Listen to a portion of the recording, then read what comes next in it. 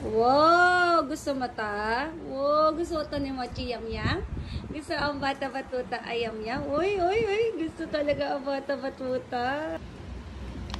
Ayan, i-open na natin at ipapatry na natin kay Mochi itong product ng Lashes Recipe. Ayan.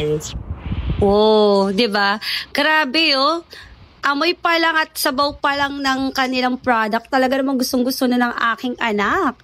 Ayan, buong-buo siya ha, mga kachichi ko.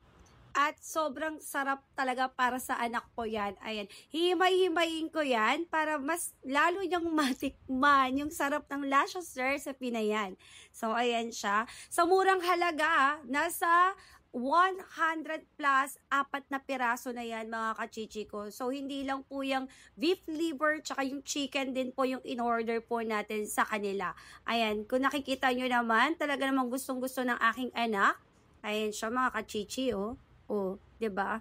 Sarap na sarap po siya diyan sa pagkain niya. Oh, pati yung sabaw na tapon na.